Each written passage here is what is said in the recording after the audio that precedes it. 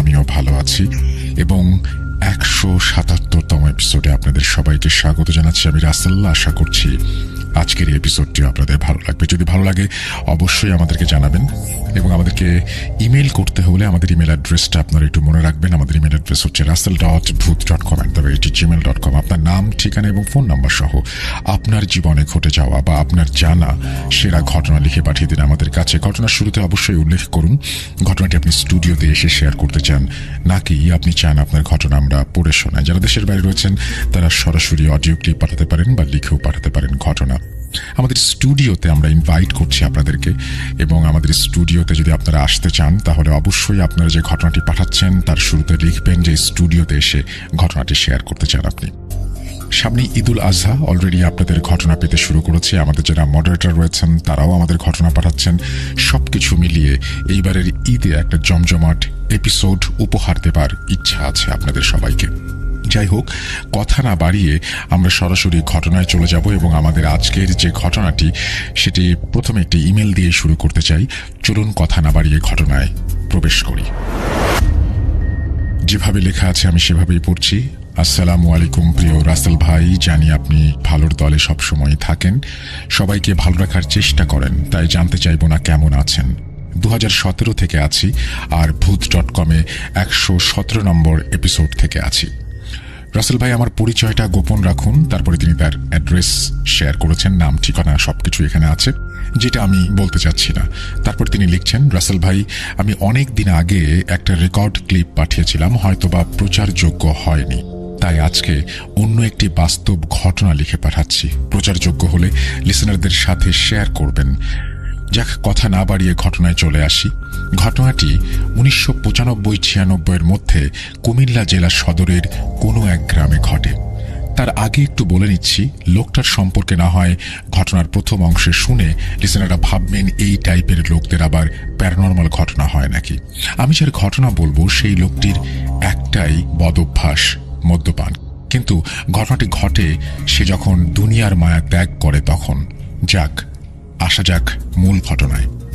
ঘটনা বলার সুবিধার্থে লোকটির ছদ্মনাম ব্যবহার করছি। ধরে নিলাম লোকটির নাম চারু মিয়া।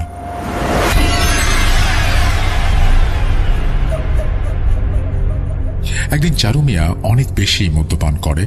সারাদিন যা রোজগার করে বেশ কিছু অংশ মদ্যপান করে এবং বাকিগুলো পকেটে থাকে বা কখনো কোথাও পড়ে যায়, তার কোনো ঠিক নেই। ঠিক সেদিন মদ্যপান করে বাড়ি আসার পর কোনো বাজার সদাই না থাকায় তার স্ত্রী এবং বাচ্চারা সবাই চিৎকার চেঁচামেচি শুরু করে। তখন চারু মিয়া এতটাই নেশাগ্রস্ত ছিল যে তার কোনো হিতাহিত জ্ঞান ছিল না। সে তখন ঘর থেকে তরকারি কাটার একটা বটি নিয়ে এসে বলে সবাইকে জবাই করে ফেলবেন। তার আশেপাশের অনেক লোক তখন জড়ো হয়ে গেছে। সবাই যখন চেষ্টা করছে ওর হাত থেকে বটিটি নিতে, তখন সে চাচ্ছে কাউকে না কাউকে আঘাত করতে। এক পর্যায়ে উপস্থিত সমস্ত লোকজন ভাবেও নি এমন একটা ঘটনা ঘটবে। চারু মিয়া কাউকে আঘাত করতে না পেরে নিজের গলায় বটি চালিয়ে দেয়। তখন উপস্থিত সবাই যারা ছিল তারা সবাই অনেকে ভয় পেয়ে যায়। তখন মুহূর্তের মধ্যেই তার হাত থেকে বটি পড়ে যায় এবং অতিরিক্ত রক্তক্ষরণের ফলে সে মাটিতে লুটিয়ে পড়ে। সবাই তাকে ধরতে আসবে, তখন আচমকা 2 হাতের 2 আঙুল দিয়ে গলায় একটা টান দেয়। ততক্ষণে 2-3 জনে সে গামছা দিয়ে গলা পেঁচিয়ে হাসপাতালে নিয়ে যাওয়ার ব্যবস্থা করে ফেলেছে। কিন্তু হাসপাতালে যাবার আগেই পথেই সে মারা যায়। এখান থেকেই মূল ঘটনার শুরু। সে আত্মহত্যা করলেও সে যেহেতু সুস্থ মানুষ ছিল না, তাই গ্রামের কবরস্থানে তাকে দাফন করতে কোনো বাধা ছিল না এবং দাফন কাজও অনেক দ্রুত করা হয়। তার মৃত্যুতে যারা উপস্থিত ছিল তাদের অনেকেই সেই চোখের সামনে ভয়ানক আত্মহত্যা দেখে মারাত্মকভাবে ভয় পেয়েছিল। গ্রামের যে কবরস্থানে তাকে দাফন করা হয়েছে তার পাশেই যাতায়াতের রাস্তা এবং অন্য পাশে বিশাল দিঘির সমান, কিন্তু সবাই পুকুর বলে। আর ঘটনা যখন 1995 সালের, তখনকার সময় সন্ধ্যার পরে এই রাস্তায় মানুষের যাতায়াতটা অনেকটা কম ছিল। যেদিন তাকে দাফন করা হয় তার পরদিন থেকেই এই গ্রামের এবং পাশের গ্রামের যারাই এই রাস্তা দিয়ে একটু রাত করে যাওয়া আসা করে তারাই দেখে চারু মিয়া রাস্তার পাশে হাঁটাহাঁটি করছে, কেউ বা দেখে কবরস্থানের দেয়ালের উপরে হাঁটাহাঁটি করছে। তখন অনেকেই ডাক দেয় কিন্তু সাড়া পায় না, ভাবে হয়তোবা আজকে বেশি নেশা করেছে তাই এমনটা হচ্ছে। কিন্তু সেই মানুষগুলো যখন বাড়িতে ফেরে এবং জানতে পারে যে চারু মিয়া আর এই পৃথিবীতে নেই, তখন তারা ভাবে তাহলে আমরা কাকে দেখলাম। মাঝরাতে আশেপাশের মানুষগুলো রাতে সজাগ হলে কেন যেন একটা শব্দ পায় কবরস্থান থেকে, আর অনেকগুলো কুকুরের ঘেউ ঘেউ আওয়াজ। সপ্তাহখানেক পরের ঘটনা, ভয়ঙ্কর এক ঘটনা। চারু মিয়ার পাশের বাড়ির এক লোক ব্যবসার কাজে বাইরে ছিলেন এবং অনেকদিন ধরেই সেখানে ছিলেন। তিনি যেদিন বাড়ি ফিরবেন ওই কবরস্থানের কাছাকাছি আসতেই চারু মিয়াকে দেখেন। তখন বলেন, চারু ভাই, এত রাতে কি করো এখানে? বাড়ি চলো। তখন চারু মিয়া আস্তে আস্তে হাঁটছে। ওই লোক আবার বলল, চলো না, আমি বাড়ি নিয়ে যাব। এই বলে যখন লোকটি চারু মিয়ার হাতটা ধরল, ঠিক তখনই চারু মিয়া মাথা উঠিয়ে তাকালো। প্রতিবেশী লোকটা ভয়ে দেখল চারু মিয়ার গলায় ক্ষত এবং সেখান দিয়ে ফিনকি দিয়ে রক্ত বের হচ্ছে, আর চারু মিয়া দুই হাতে আঙুল দিয়ে গলায় আস্তে আস্তে টান দিচ্ছে। লোকটা ভয়ে একদম জমে গেছে। যখন তার সামনে চারু মিয়া ভীষণ বাজেভাবে একটা হাসি দিল, লোকটা তখন জোরে একটা চিৎকার দিয়ে মাটিতে পড়ে যায়। তার যখন জ্ঞান ফেরে, কবরস্থানে পাশের বাড়িতে বাড়ির অনেক মানুষ তাকে ঘিরে আছে, কিন্তু সেই ভদ্রলোক প্রায় 3 দিন কোনো কথাই বলতে পারে না। আর এই 3-4 দিন তার ভীষণ জ্বর হয়। পরে সবাইকে বলে তার সাথে কি ঘটনা ঘটেছিল। সবাই বলে, চারু মিয়া তো আর নেই, মারা গেছে। তখনকার সময় যোগাযোগ ব্যবস্থা তেমন ভালো ছিল না, কে তাকে ফোনে জানাবে চারু মিয়া নেই। তারপর ধীরে ধীরে সবার মধ্যে ছড়িয়ে পড়ল, সন্ধ্যার পর কেউ আর একা রাস্তায় বের হতে সাহস করে না। অনেকেই এই এলাকায় আসলে দূর থেকেই অপেক্ষা করে আরো লোকজন আসলে একসাথে যাবে বলে। পাড়ার অনেক ছেলেমেয়েরাই যখন 10-12 জন একটা গ্রুপ বানায়, 2-1 জন কেউ আসলে তাদের রাস্তা পার করে দেয়। আর একদিনের ঘটনা। লেখাটা অনেক বড় হয়ে যাচ্ছে, আমি ছোট করার চেষ্টা করছি। আসলে সম্পূর্ণ ঘটনা বলতে গেলে ইমেইলে অনেক বড় হয়ে যাবে। আরেকদিন এলাকার এক মুদি দোকানদার তার দোকানের মালামাল কিনে এলাকার একটা রিকশায় দিয়ে উনি সাইকেল দিয়ে পিছে পিছে আসছিলেন। রাত তখন প্রায় 9টা বাজবে। হঠাৎ মাঝ রাস্তায় তার সাইকেলের পাংচার হয়ে যায় এবং রিকশাওয়ালা ভাইকে তিনি ডাকলেও রিকশাওয়ালা ভাই শুনতে না পেয়ে চলে যায়। তখন দোকানি কি করবেন, এত রাতে সাইকেল মেরামতের দোকানও বন্ধ, কোনো উপায় না পেয়ে হাঁটা ধরলেন। তার মধ্যে সে ভয় পেতেও শুরু করলেন। এতখানি রাস্তা হেঁটে যাবেন, কিন্তু কবরস্থানের পাশ দিয়ে যাবার সময় কি হবে? ওইদিকে রিকশাওয়ালা ভাই কবরস্থানের কাছাকাছি আসতেই দেখে দূর থেকে সাদা কোনো মানুষের অবয়বের মতো কিছু একটা মুভ করছে। সে তখন থেমে গেল আর পেছনে ফিরে দেখল দোকানি নেই। রিকশাওয়ালা চিন্তিত হয়ে পড়লেন, উনি আবার কোথায় গেলেন? আমি একা কিভাবে যাব? রিকশাওয়ালা ভাই অনেকক্ষণ অপেক্ষা করতে করতে কাউকে না পেয়ে চিন্তা করলেন একাই যাবেন। তখনই সাদা অবয়বটি মনে হচ্ছে ধীরে ধীরে কাছে এগিয়ে আসতে লাগলো। তিনি রিকশাটি একটা সাইডে রেখে সেই বড় পুকুরের পাড় দিয়ে ওই পারে যাওয়ার জন্য হাঁটা দিলেন। বলে রাখা ভালো, পুকুরের 2 পারে কিছুটা জঙ্গল ও কয়েকটা কবর রয়েছে, সেগুলো সবই পারিবারিক। এখান দিয়ে সন্ধ্যার পরে কেউ যায় না, যদিও কেউ কখনো কিছু দেখেনি। এখন রিকশাওয়ালা ভাইয়ের কাছে যেন চারু মিয়ার কবর থেকে এই জঙ্গলের রাস্তা অনেক ভালো। তিনি অনেকক্ষণ হাঁটার পর অপর পাশে গিয়ে দেখেন এলাকার ছেলেগুলো নেই। রিকশাওয়ালা ভাই চেনেন সবাইকে। উনি 2-3 জনকে ডাক দিলেন, তারা আসতে চাইছিল না। অনেক অনুরোধ করে তাদের সবাইকে জড়ো করলেন তিনি এবং একসাথে লাঠি নিয়ে ওই পাশে গিয়ে রিকশাটা আনবেন বলে হাঁটতে শুরু করলেন। দূর থেকে কেউ চিৎকার করে ডাকছে। একটু পরে দেখেন দোকানি আসছে।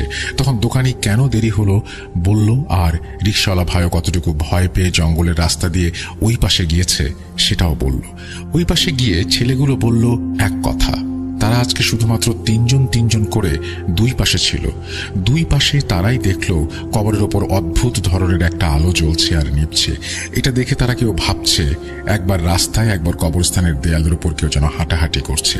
পরে 2 পাশে ছেলেরা জোরে চিৎকার করে একে অপরকে ডাক দিতে লাগলো। তখন আশেপাশের বাড়ি থেকে মানুষ বেরিয়ে আসলো এবং জিজ্ঞেস করলো কি হয়েছে।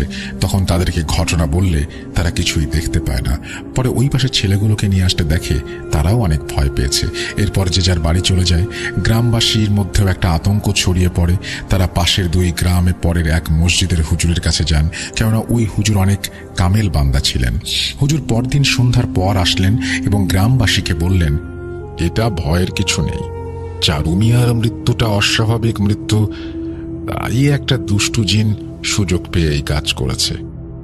মানুষ যখন ভয় পাওয়া শুরু করলো তখন ওই জিন ইচ্ছে করেই সবাইকে আরো ভয়ঙ্করভাবে ভয় দেখাতে শুরু করলো। আর চারু মিয়ার দাফনে হয়তোবা কিছু ভুল ছিল। যাক, এশার নামাজের পর তোমরা সবাই আসো, আমি গায়েবানা জানাজা পড়ে দোয়া করে দেব, ইনশাল্লাহ আর কোনো সমস্যা হবে না। হুজুর এই গ্রামের মসজিদে এশার সালাত আদায় করে তার নিয়ম মতো জানাজা এবং দোয়া করে চলে যান। পরবর্তীতে আর কোনো সমস্যা না হলেও মানুষজন সন্ধ্যার পর একা আসা যাওয়া করতেন না সেই রাস্তা দিয়ে। এই ছিল ঘটনা। ইমেলটা বড় হয়ে গেল, অনেক কিছুই বাদ দিতে হয়েছে। আর আমরা 2000 সালে এই গ্রামে জমি কিনি, বাড়ি করি, একই সূত্রে এই ঘটনাটি শুনতে পাই। ছোট বড় সবারই মুখে এই ঘটনা শোনা যায়। তাই রাসেল ভাই, আমি 100% সত্য ঘটনা এটাকে বলবো। প্রচারযোগ্য হলে প্রচার করবেন, আর ঘটনা সিলেক্টেড হলে আমাকে জানাবেন। এই প্রথম আমি অনেক বড় একটা লেখা লিখলাম। লেখার অভিজ্ঞতা নেই, জানি না লেখায় ভুল হয়েছে কিনা। যদি ভুল হয় ক্ষমা সুন্দর দৃষ্টিতে দেখবেন। এই বলে তিনি তার ঘটনা শেষ করেছেন। Thank you very much. আপনার ঘটনাটি আসলে অনেক চমৎকার এবং আশা করছি আপনারা যারা শুনলেন তাদের কাছেও ভালো লেগেছে। যদি ভালো লাগে অবশ্যই আমাদেরকে জানাবেন, আর আমাদেরকে ইমেল করে ঘটনা পাঠাবেন। ঈদ কিন্তু একেবারেই কাছাকাছি চলে এসছে, সুতরাং দ্রুত ঈদের এপিসোডের ঘটনা পাঠিয়ে দিন। আমাদের ইমেল অ্যাড্রেস russell.booth.com@gmail.com। আমরা চলে যাচ্ছি আমাদের পরবর্তী ঘটনায়।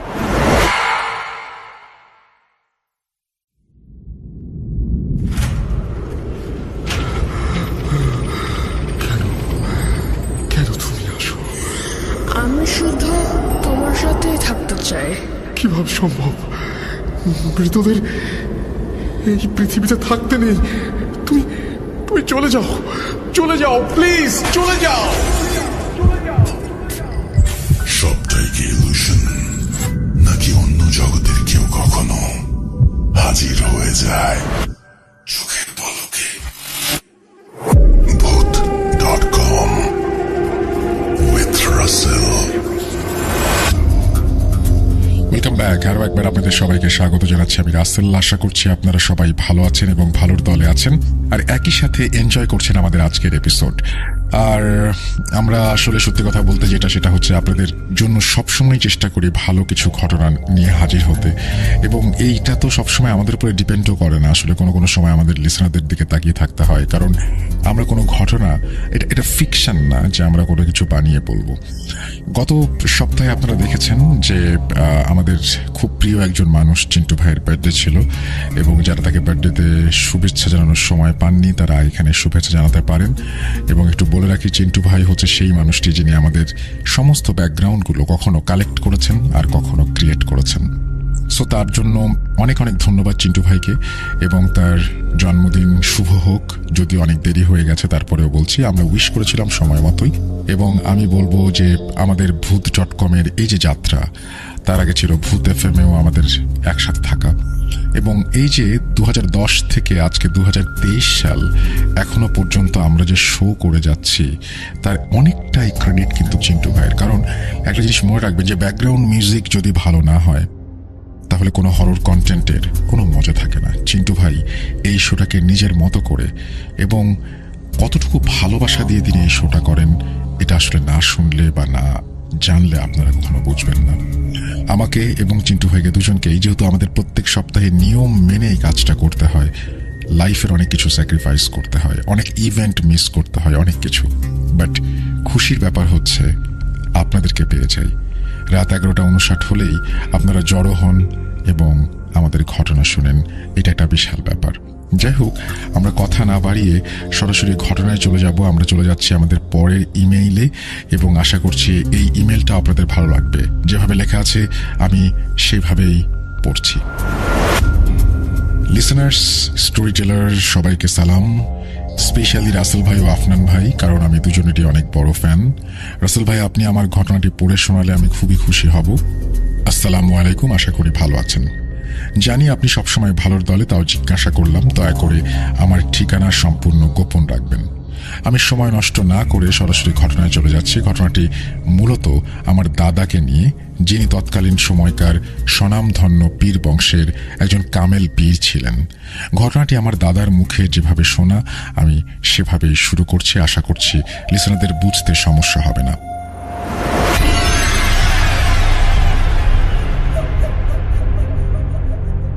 ঘটনার সময়কাল 1970-এর মাঝামাঝি দিকে। আমাদের গ্রামটা তখন অত্যন্ত অজপাড়া গা, আমার বয়স তখন এই ধরুন 16 কি 18। আমি তখন আমাদের বাসা থেকে বেশ দূরে একটা মাদ্রাসা ছিল, সেই মাদ্রাসায় পড়তাম এবং বোর্ডিংয়ে থাকতাম। তো একদিন হলো কি, মাদ্রাসার বড় হুজুর আমাকে ডাকলেন এবং বললেন, হামিদ মিয়া, তোমাকে আজকে আমার সাথে পাশের একটি গ্রামে যেতে হবে। আমি জিজ্ঞাসা করলাম, হুজুর কেন? হুজুর গম্ভীর স্বরে আমাকে বললেন, ওই গ্রামে কিছুদিন যাবত একটু সমস্যা হচ্ছে, আমাকে মাগরিব বাদে সেখানে যেতে বলা হয়েছে, তাই তোমাকেও নিয়ে যাই। হুজুরের মুখে এই কথা শুনে আমি 7-5 না ভেবে বললাম, আচ্ছা, মাগরিব বাদ আমি তৈরি হয়ে থাকব, আপনি ডাক দিলে আপনার সাথে চলে যাব। যথারীতি যে কথা সেই কাজ। মাগরিবের নামাজ শেষ করতেই হুজুর আমাকে বললেন, হামিদ মিয়া, আমার ঘরে কিছু জিনিসপত্র ভরা একটা ব্যাগ আছে, তুমি ব্যাগটা নিয়ে আমার সাথে চলো। তৎকালীন সময় কোনো যানবাহনের অতটা চলাচল ছিল না, তাই হুজুর আর আমি পায়ে হেঁটে রওনা দিলাম পাশের গ্রামের উদ্দেশ্যে আমাদের যাত্রা। পথে যাওয়ার সময় কোনো সমস্যা হয়নি যদিও, কিন্তু ওখানে পৌঁছানোর পর যা দেখলাম তা দেখার জন্য আমি মোটেও প্রস্তুত ছিলাম না। আমি মূলত যেই বাড়ির উদ্দেশ্যে ওইখানে যাই, ওইখানে পৌঁছানোর পর দেখি সেই বাড়ির উঠোনে 3টা লাশ শোয়ানো আছে, শুধু লাশের গায়ে একটি করে চাদর দিয়ে রাখা। আশেপাশের মানুষ একটু দূরে দাঁড়িয়ে আছে। হুজুর এরকম অবস্থা দেখে ওই লাশের পরিবারদের জিজ্ঞাসা করলেন, কি হয়েছে, আর লাশ কি অবস্থায় রেখেছ কেন? এদের গোসল করানো হয়নি? মূলত আমরা সেখানে যাই লাশের জানাজা এবং কিছু অশরীরীর ঘটনার মীমাংসা করতে। হুজুর পরিবারের একজনকে বললেন, লাশের মুখ থেকে চাদর সরাও, আমি এদেরকে একটু দেখতে চাই। কিন্তু কেউ সাহস করে এগিয়ে আসেনি। তখন আমাকে হুজুর বলল, হামিদ মিয়া, এই লাশের উপর থেকে চাদর সরিয়ে একটু দেখাও। হুজুরের কথা মতো আমি চাদরটা সরাই, কিন্তু চাদরটি সরিয়ে আমি আমার জীবনের সব থেকে ভয়াবহ জিনিসটি দেখি, আর তা হলো লাশটি মাথার সাইড থেকে পুরো অর্ধেক পর্যন্ত মনে হয় কেউ চাপাতি দিয়ে কুপিয়ে আলাদা করে ফেলেছে। কিন্তু না, পরে 2টি লাশের ওপর থেকে চাদর সরানোর পর দেখি একটি লাশের ঘাড়ের ওপর থেকে পুরো শরীরের অর্ধেক নেই, মনে হচ্ছে কেউ তাদেরকে টেনে ছিঁড়ে আলাদা করে ফেলেছে। এই দেখে আমি সহ্য করতে পারি না, সাথে সাথে বমি করে দেই। তা দেখে হুজুর আমাকে বলল, হামিদ মিয়া, তুমি ঠিক আছো? আমি অভয় দিয়ে বলি, হ্যাঁ ঠিক আছে। এরপর যথারীতি গ্রামের কিছু সাহসী লোক দিয়ে লাশের গোসল ও জানাজা দিয়ে দাফন করে দেওয়া হয়। এরপর পরিবারের কাছে হুজুর জিজ্ঞাসা করলেন, এই সব ঘটল কিভাবে? পরিবারের একজন বয়োজ্যেষ্ঠ কষ্টভরা মুখ করে বললেন, এরা 3 জন আমার ছেলে, এরা প্রতিদিন কুমার নদীতে নৌকায় মাছের খোঁজে দূরে দূরে যেত। হঠাৎ একদিন তারা 3 ভাই মিলে কাঠের তৈরি অদ্ভুত একটা বাক্স বাসায় নিয়ে আসে। তারপর তারা সেই বাক্সটা খোলার জন্য অনেক চেষ্টা করে, কিন্তু পারেনি। গত 5 দিন আগে অনেক চেষ্টার পর ওই বাক্স ভাঙতে সফল হয়েছে। বাক্স ভাঙার পর থেকেই তারা কেমন যেন শুরু করেছিল, মনে হচ্ছিল কিছু দেখে ওরা অনেক ভয় পেয়েছে। তারপরও তারা মাছ মারতে যায়। আমি তাদের মাছ মারতে যেতে নিষেধ করি, নিষেধ উপেক্ষা করে মাছ মারতে যায় তারা। পরে কাল সকালে ওই নৌকায় তাদের এই অবস্থায় পাওয়া গেছে, লাশ। হুজুর সেই বাক্সটি দেখতে চায়। লোকটি বাক্সটি নিয়ে হুজুরের দিকে আসে এবং তখনই হুজুর বাক্সটি দেখে কেমন যেন একটু অস্বস্তি বোধ করতে থাকেন। তারপরে হুজুর ভালো করে বাক্সটি পর্যবেক্ষণ করেন এবং তিনি দেখতে পান, আমিও দেখতে পাই, বাক্সটির সারা গায়ে বিভিন্ন রকমের লেখা, এবং লেখাগুলো তৎকালীন সময় হুজুর ঠিক মতো পড়তে পারছিলেন না, কিন্তু তারপরও যতটুকু তিনি পড়তে পেরেছিলেন তা হলো বাক্সটির ওপরের অংশে লেখা ছিল, মৃত্যু সমান, যে খুলবে সেই মরবে। এই শুনে ওইখানকার সব লোকজন এবং আমিও চমকে যাই। সাথে সাথে হুজুর বাক্সটি আগুনে পুড়িয়ে ফেলতে চান, কিন্তু দুঃখের বিষয় হলো বাক্সটি আগুনে পোড়ানো যাচ্ছিল না। সব বুঝে শুনে হুজুর বলেন, এই বাক্সটি আমার সাথে নিয়ে যাব এবং কাল সন্ধ্যায় আমি এর ফলাফল জানাবো যে বাক্সটি আসলে ধ্বংস করতে পারা যাবে কিনা। এরপর আমরা ওখান থেকে বাড়ির দিকে রওনা দেই, মাদ্রাসার দিকে চলে আসি। বাড়িতে আসার সময় আমাদের কিছু টুকটাক সমস্যার ভিতর পড়তে হয়, যেমন জোরে জোরে গাছ ঝাঁকি দেওয়া, পেছন থেকে বিভিন্ন পশু পাখির কণ্ঠ শুনতে পাওয়া, মেয়েলি কান্নার আওয়াজ শোনা। তারপরে হুজুর সাথে ছিলেন দেখে মনে সাহস ছিল। আমাদের মাদ্রাসায় পৌঁছাতে তখন প্রায় রাত 1টা। মাদ্রাসায় আসার পর হুজুর তার নিজের কাছে থাকা কিছু জিনের মাধ্যমে জানতে পারে যে এই বাক্সটি প্রায় 250 থেকে 350 বছরের পুরনো বাক্স। এটা বিভিন্ন যুদ্ধে এ ধরনের অস্ত্র হিসেবে নিক্ষেপ করা হতো এবং নিক্ষেপের সময় অস্ত্র ভেঙে যেত এবং ওই অস্ত্রের থেকে 8 থেকে 10 জন বন্দী থাকা জিন আশেপাশে প্রায় সব মানুষকে নৃশংসভাবে হত্যা করত এবং পুনরায় সেই অস্ত্রের ভেতর মানে বাক্সের ভেতর চলে যেত এবং বাক্সটি পুনরায় আগের মতো হয়ে যেত। এই কাজে এই বাক্স তৈরি করা হতো এবং তারা আরো বলে এই বাক্স তৈরি হয়েছিল সুলাইমান আলাইহিস সালামের আমলে। তারা বলেন এরকম বাক্স পৃথিবীতে প্রায় 95 থেকে 96টি আছে। কালের বিবর্তনে এই বাক্সের ধরন ও আকার পাল্টিয়েছে। হুজুর তখন বলেন এই বাক্স ধ্বংস করা যায় কিভাবে? তখন সেই জিনগুলো হুজুরকে জানায় এই বাক্স কোনোদিন ধ্বংস করা যায়নি কিংবা যেত না, তাই তারা এই বাক্সগুলো বিভিন্ন জায়গায় মাটি খুঁড়ে কিংবা বিভিন্ন গোপন স্থানে লুকিয়ে রাখে। তারা এও জানান এই বাক্স প্রথম তৈরি করেছিলেন সুলাইমান আলাইহিস সালাম তার সৈন্যদের রক্ষা করার জন্য। তারপর থেকে ওই বাক্স বড় হুজুর গোপনে কোথাও লুকিয়ে রাখে এবং 3 জনকে সেটা পাহারা দিতে বলে যাতে কেউ কোনোদিন আর ওই বাক্সের সন্ধান না পায়। আমার দাদা সহ আমাদের এই পীর বংশের বিভিন্ন লোকের মুখে শোনা আজও সেই বাক্স আমাদের বংশের কারো না কারো কাছে লুকানো আছে। আমার ফ্যামিলি মেম্বারদের সাথে অনেক ধরনের ঘটনা ঘটেছে, সেগুলো আমি একে একে পাঠাবো। এই বলে তিনি তার ঘটনা শেষ করেছেন। Thank you so much. আপনি লিখেছেন আপনার নাম ঠিকানা বলতে মানা করেছেন, আমি বললাম না, আমি দেখতে পাচ্ছি আপনার নামটি, এবং অনেক ধন্যবাদ আপনাকে এরকম চমৎকার একটা স্টোরি আমাদেরকে আবারও উপহার দেওয়ার জন্য। লিসনার্স, আশা করছি আপনাদেরও ভালো লেগেছে এবং যদি ভালো লাগে অবশ্যই আমাদেরকে জানাবেন। আর আমাদেরকে ঘটনা পাঠাতে হলে আমাদের ইমেল অ্যাড্রেস হচ্ছে russell.booth.com@gmail.com। আপনার নাম ঠিকানা এবং ফোন নাম্বার সহ আপনার জীবনে ঘটে যাওয়া বা আপনার জানা সেরা ঘটনা পাঠিয়ে দিন আমাদের কাছে। ঘটনার শুরুতে অবশ্যই উল্লেখ করুন যে ঘটনাটি আপনি স্টুডিওতে এসে শেয়ার করতে চান নাকি আপনি চান আপনার ঘটনা আমরা পড়ে শুনে। আমাদের ফেসবুক পেজ হচ্ছে www.facebook.com/russell.স্বাধীন। আমরা চলে যাব আমাদের পরবর্তী ঘটনায়।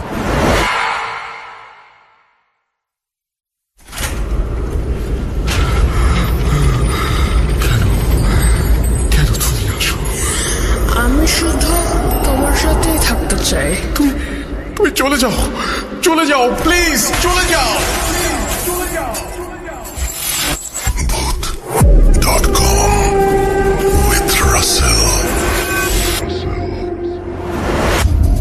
Welcome back. আপনাদের সবাইকে স্বাগত জানাচ্ছি আমি রাসেল। আশা করছি আপনারা সবাই ভালো আছেন। 177তম এপিসোডে আবারও আপনাদের স্বাগত জানাচ্ছি। অনেকেই বিভিন্ন ধরনের প্রশ্ন করছেন, অনেকেই প্রশংসা করছেন আমাদের এই ঘটনাগুলোর, এবং আশা করছি আমাদের ঘটনাগুলো আপনাদের ভালো লাগছে। এবং আমাদেরকে ফেসবুকে যারা কমেন্ট করছেন তাদেরকে অসংখ্য ধন্যবাদ। আমাদেরকে আরও কমেন্ট করতে চাইলে লিখুন। আমাদের ফেসবুকের লিঙ্কে যে আপনাদের কমেন্ট সেকশনে গিয়ে আপনারা লিখতে পারেন www.facebook.com/russell.স্বাধীন। আমরা চলে যাব আমাদের পরবর্তী ঘটনায় এবং আশা করছি যে পুরোটা সময় আমাদের সঙ্গে থাকবেন। যেভাবে লেখা আছে আমি সেভাবেই পড়ছি। আসসালামু আলাইকুম রাসেল ভাই, কেমন আছেন জিজ্ঞেস করবো না, কারণ আমি জানি আপনি সবসময় ভালোর দলে। আমি ফাহাদ, লিখছি সিলেট থেকে। স্টুডিওতে এসে ঘটনা বলা আমার পক্ষে সম্ভব নয়, তাই আমি ঘটনাটি ভালো লাগলে পড়ে শোনানোর অনুরোধ করছি। আমি ক্লাস 5 থেকে ভূত FM শুনে আসছি। মধ্যখানে বেশ কিছু সময় আপনার শো বন্ধ ছিল। সেই সময় ইউটিউব থেকে আপনার আগের এপিসোডগুলো ডাউনলোড করে শুনতাম। বেশ কিছুদিন ধরে ভাবছিলাম একটা ঘটনা পাঠাবো, তবে সুন্দরভাবে গুছিয়ে লিখতে না পারার কারণে পাঠাতে পারছিলাম না। শেষমেশ ঘটনাটি লিখে পাঠানোর সিদ্ধান্ত নিলাম। অগোছালো লেখার জন্য শুরুতেই ক্ষমা চেয়ে নিচ্ছি। আজকে যে ঘটনাটি বলবো সেটা আমার ফুপুর সাথে ঘটেছিল। অনেক আগে একবার ফুপু এই ঘটনাটি আমাকে বলেছিলেন। সে সময় আমি এত গুরুত্ব দিয়ে শুনিনি, তাই সেদিন ফুপুর সাথে আমার যখন দেখা হয় তখন ঘটনাটি তার কাছ থেকে আমি শুনে নিই। আমার ফুপুর হাজবেন্ড ছিলেন অত্যন্ত সাহসী মানুষ। উনি প্রায় রাতেই মাছ ধরতে যেতেন। আমাদের আঞ্চলিক ভাষায় যাকে বলা হয় আলো শিকার। সাধারণত আলো শিকার করতে দুটি জিনিসের প্রয়োজন হয়, টর্চ লাইট এবং বর্ষা। ওনাদের বাড়ির সাথে ছিল অসংখ্য মাঠ এবং খাল আর বিল।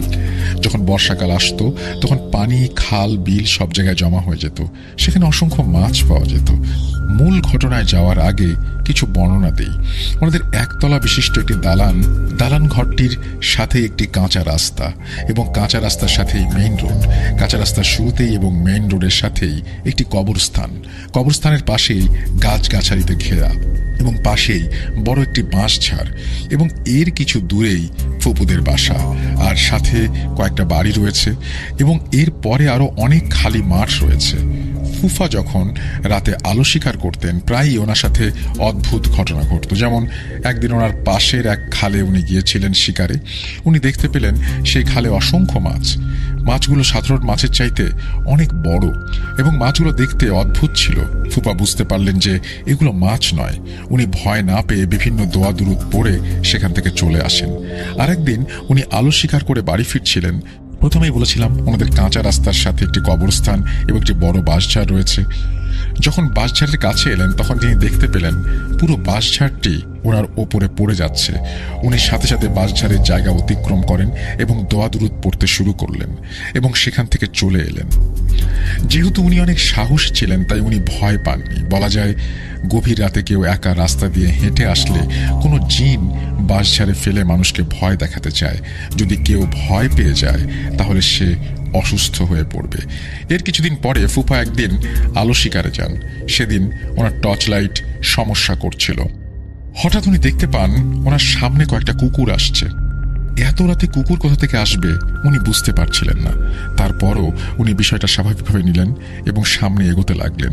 কিন্তু কুকুরগুলো সামনে আসতেই উনি দেখতে পেলেন কুকুরগুলোর চোখ লাল, শরীরের রং কালো। ওনার দিকে কুকুরগুলো খুবই রাগান্বিত দৃষ্টিতে তাকিয়ে আছে। উনি কিছুটা ভয় পেয়েছিলেন, তবুও উনি বিভিন্ন দোয়া দুরুদ পড়তে শুরু করলেন। সেই কুকুরগুলোকে অতিক্রম করে চলে আসলেন। উনি আর পেছনে ফিরে তাকাননি। প্রায় ওনার সাথে এরকম অস্বাভাবিক ঘটনা ঘটে। এবার সে মূল ঘটনায়। আমার ফুপুর একটা মেয়ে আছে, এখনো 40 দিন পেরোয়নি। ফুফা রাত্রে আলো শিকারে যেতে চাইলেন। ওনার মা ছিলেন ধার্মিক মানুষ। ওনার মা ফুপাকে বাধা দিয়ে বললেন, এত মাছের প্রয়োজন নেই, তোর ঘরে এখন একটা মেয়ে রয়েছে, 40 দিনও হয়নি, তুই ঘরে থাক, তোর মেয়ের সাথে থাক, এত রাতে মাছ ধরার দরকার কি? ফুফা এই কথাগুলো শুনে হেসে উড়িয়ে দিলেন এবং আলো শিকারে বের হয়ে পড়লেন।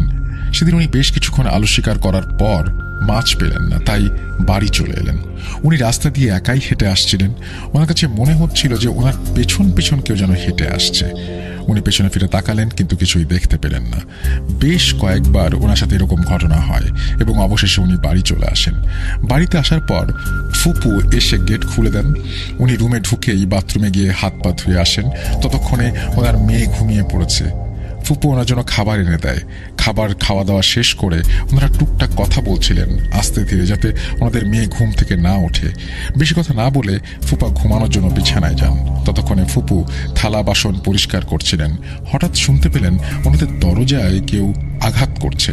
ঠক ঠক ঠক ঠক ঠক। ফুপু উঠে গিয়ে দরজা খুললেন। দরজা খোলার পর উনি দেখতে পেলেন বাইরে কেউ নেই, কিন্তু দরজা খুলতেই একটা প্রজাপতি এসে ঘরের ভেতরে ঢুকে পড়ল। কে এসেছে দেখার জন্য চাচা তাকিয়েছিলেন, কিন্তু কাউকেই দেখতে পেলেন না এবং উনি আর কিছু না ভেবে শুয়ে পড়লেন।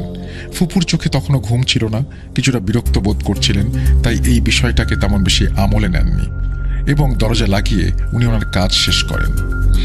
তখন ওনাদের ছাদে কি ঘটেছিল, ছাদের এপাশ ওপাশ আবার ওপাশ এপাশ এরকম একটা শব্দ হচ্ছিল। মনে হচ্ছিল যে কেউ একজন ছাদে হেঁটে বেড়াচ্ছে।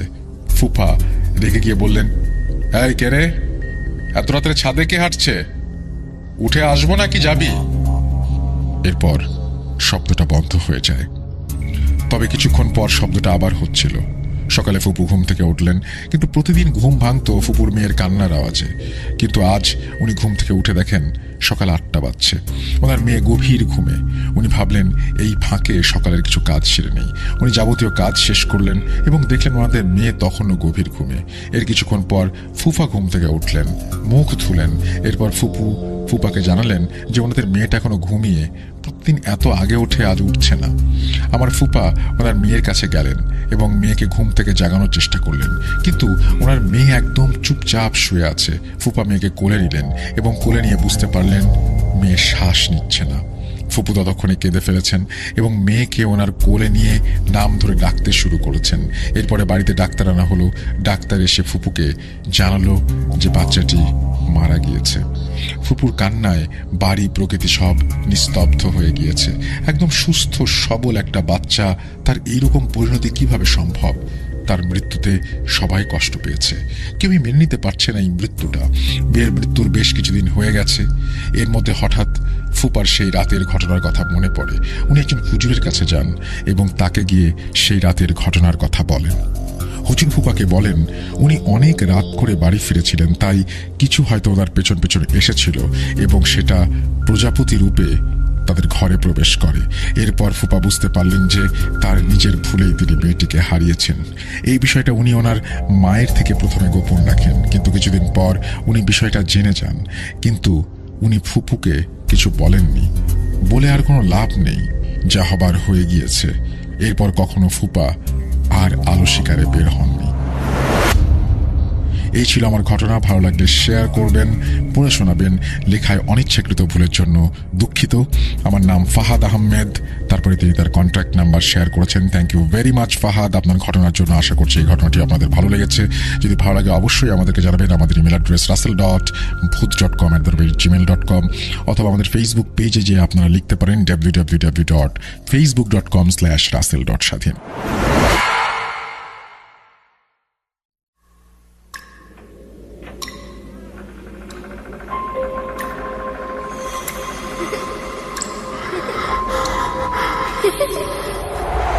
লুকোচুরি খেলবে?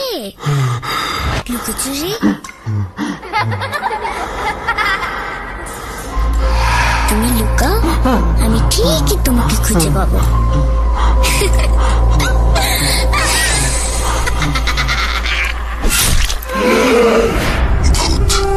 Booth.com with Russell. আরও একবার আপনাদের সবাইকে স্বাগত জানাচ্ছি। আমি রাসেল। আশা করছি আপনারা সবাই ভালো আছেন এবং ভালোর দলে আছেন। আর এই মুহূর্তে আমাদের কাছে একটা বড় অডিও ক্লিপ রয়েছে এবং প্রথমবারের মতো আমরা একটা এত বড় অডিও ক্লিপ পাঠাচ্ছি, শোনাচ্ছি আপনাদেরকে। যদি এই অডিও ক্লিপটি ভালো লাগে অবশ্যই আমাদের জানাবেন। আমরা সবসময় অডিও ক্লিপকে ইন্সপায়ার করি এবং সেই জন্যই এটা প্লে করা। এবং দেখুন, আমরা বড় অডিও ক্লিপও নেই এবং আপনার কাছে যদি কোনো ভালো ঘটনা থাকে আমাদেরকে পাঠিয়ে দিন। দেরি না করে আমরা চলে যাচ্ছি আমাদের পরবর্তী ঘটনায়। আশা করছি ঘটনাটি আপনাদের ভালো লাগবে।